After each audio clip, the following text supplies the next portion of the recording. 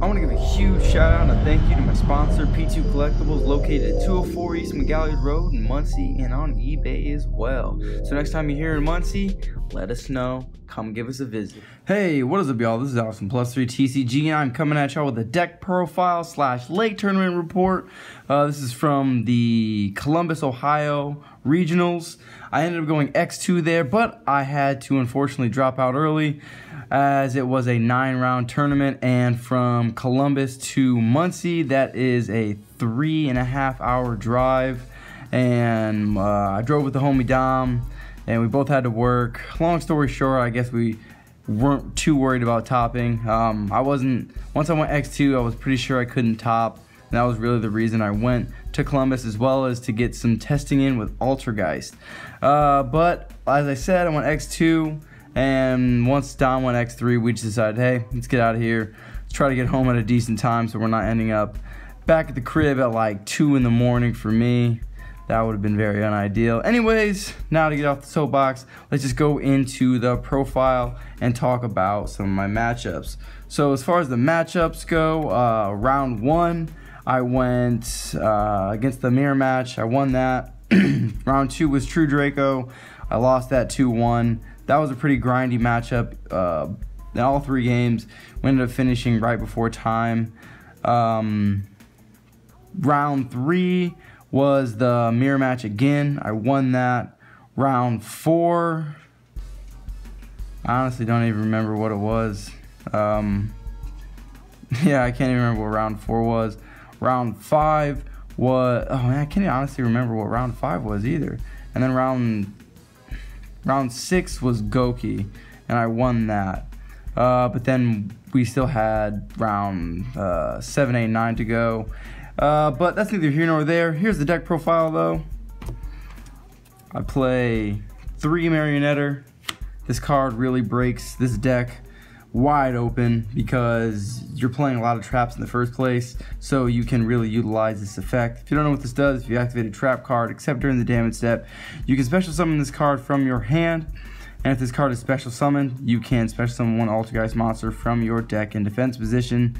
But then you can't special summon monsters the turn you activate this effect except Altergeist monsters. So with that in mind, it has a little bit of a restriction, so make sure you pay attention to that.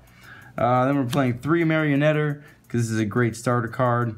Gets you your Altergeist traps, and then you can float your stuff from grave. Meluseek, the great starter card as well, especially with Link Karibo. And you can attack directly and send stuff from doing damage. This is a really good card. One of the cards you're also trying to see in unison with like spoofing or just another trap in general, so that you can like link this away, get a multi-faker, set the trap, activate the trap, and then kind of go off from there. 2 Silquidus, kind of your Garnet. You don't want to ever draw this, but you can't really afford playing 1 because you do play Desires in the deck and you don't ever want to banish this card. But sometimes it happens, that's variance. But the probability of it happening a lot is not very high. 3 Ash and only 2 Ogre. I did not miss the second Ogre at all. Feel like this is a pretty good ratio, especially with the other cards we'll be playing. That's the monster lineup though. And then for the draws, not as relevant. 2 Pot of Desires and 2 Pot of Duality. I chose to play 2 and 2 with the field spell instead of like 3 of just 1, or like 3 and 1, because you don't want to see it too much. Because you're playing a lot of floodgates like Anti-Spell Fragrance and Imperial Order. And these kind of can conflict, which actually, funny note, while I was playing my True Draco matchup, I was being dumb and I wasn't paying attention to my own game state. I had activated an Imperial Order to negate a call by the grave by my opponent, and then as I drew a card, it was Pot of Duality, and I got so excited, I said stand by main. He said okay. I just dropped the Pot of Duality while I was under Imperial Order, and of course it got negated, and it was just not a good time. Those are the only spells we're playing. And as you can see, as like with the example there, it can conflict in that, but it's not happening too often. And if you get a draw spell off once, that's usually enough for you to gain enough advantage to get traps and multi-fakers things like that. Speaking of traps, playing 3 protocol. Some ratios are playing 2, but because I'm playing desires and banishing, even 1 can be kind of a disadvantage. You really don't want to banish any of these. You want to see this as soon as possible with unison, like a multi-faker or another Altergeist card so that you can negate. Monster effects and your Altergeist cards cannot be negated. Playing 2 manifestation, your Call of Haunted of the deck came in clutch a lot, but usually once you resolve 1, it was good enough. And 3 of this card, as I said before, personal spoofing didn't really come up before because we couldn't use it with multi-faker, but now that multi-faker's out, you're definitely playing 3 because you're trying to see this as quickly as possible so that you can resolve multi-faker really effectively. And then Floodgates, Anti-Spell. This card was amazing, and honestly I would probably not change anything. There were times where I opened 2 and it was kind of bad, but even when I opened 2 and it was quote-unquote bad, there were like the situations where I could flip it. I still had 2 on the field, and then I triggered multi-faker so that I could push for game. Or I wouldn't even say push for game, it was just push for enough board control that they had too much pressure on them and they couldn't really do anything at all. And then our final Floodgate, Imperial Order. You could argue that you could cut one of the anti-spells and just play an Imperial Order and then play something else, but this is really good. 2 Infinite Impermanence. This card was great. The fact that you can trigger this on your opponent's turn, so on their first turn, you can just effect Veiler them, and then you can trigger multi-faker and continue on with the plays. Did I want to see 3? Kind of, but seeing 3 can be bad at times. I mean, it's an effect Veiler that you can use more than once per turn, so I mean, that's pretty relevant, I guess, but 2 was good. 2 Torrential Tribute, also pretty good, but I sided it out against the True Draco matchup, going second, or not going second, going first, because I felt as if they were going to most definitely tribute Monster and Trap, or Trap and Spell, just to make sure that their cards weren't going to be hurt by the why am I blanking on the name? Protocol, or more times than not they were doing the Trap and the Monster so that they were immune to Meluseek as well. So this card got sided out, but it did see some play during the tournament, I guess. Wiped a couple boards, but in theory it's good. Because all your stuff floats as well, so the board wipes are relevant. 2 strikes and a judgment and a warning to get for the summon negation. These were great, the strikes also great, but the protocols did that job for the most part, but if they try to push through the protocol, most times well, not most times, just in theory, the times where that happened, strike was good enough to get me there. However, I didn't get to complete the tournament, but not a big deal. There's always Indy. Let me know if y'all are going to be there down in the comments. For the extra deck, we're playing 2 Hextia. This card was great all weekend, or all Sunday, and yeah, I think maybe playing 3 can come up because there's the boards where you can go like double Hextia, and that's a pretty relevant negation combo. So maybe 3. 1 Prim Banshee never ever came up once. Link Karibo came up so many times, it was insane. It's just like the heart and soul of the deck. I can't talk about enough. Nightmare Phoenix came up once. Cerberus didn't come up at all. Unicorn didn't come up at all.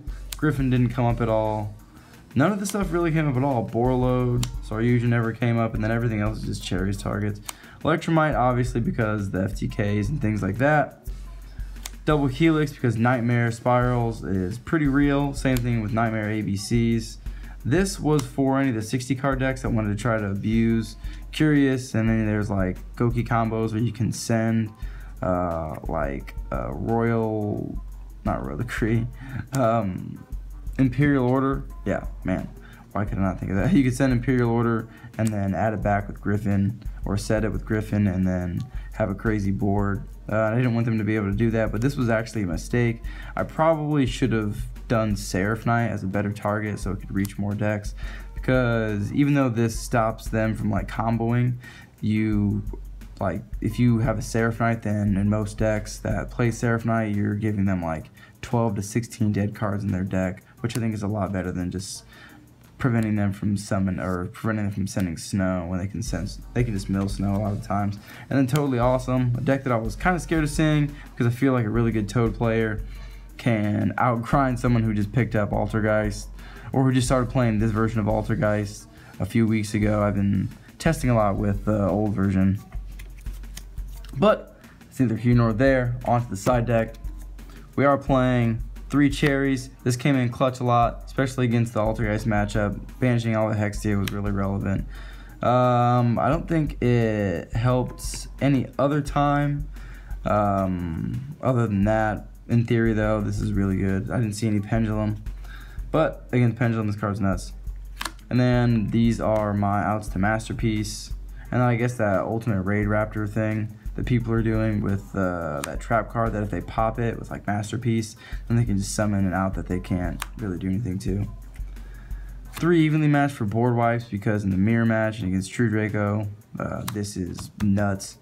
Then we're playing 3 Twin Twister for the mirror match and Draco and just Rogue, things like that. I didn't want to run into any like Barrier Statue or Inspector Border decks. Brian. And then I am playing 3 Unending Nightmare for the mirror and for True Draco. I guess also for Trickstar or ABC or anything that just plays like Field Spells or Floodgates. Yeah, that's the extra or the side deck. Pretty much every card came in clutch. I used every single card in here. I was very happy with my side. I could potentially see changing these to Heavy Storm Duster, so that you don't have to pay any cost at all when you're going first. You just set the card, and then when they set their 2, you just pop them and continue your plays. The only problem I see with that is if I'm playing True Draco, I'm likely gonna have like back row and stuff, so it's just harder to deal with outside of like decks that don't play like back row, that they can afford to go to the grave. I don't know. In theory, I feel like Heavy Storm Duster could be good, but I also really liked Unending Nightmare, and I will probably continue to play it. But yeah, that's the side, main, and extra. It was a pretty cool tournament. I'm really looking forward to Indy. Looking forward to get more testing in with the deck, because this deck is pretty insane. This card does a lot for the deck, and I'm really looking forward to see how this deck unfolds in the new upcoming meta, especially with Brandish Maiden coming up. We'll just see how things unfold. But until then, I will probably see y'all at Indy. Thanks for watching, y'all. This is Option Plus 3 TCG, signing out.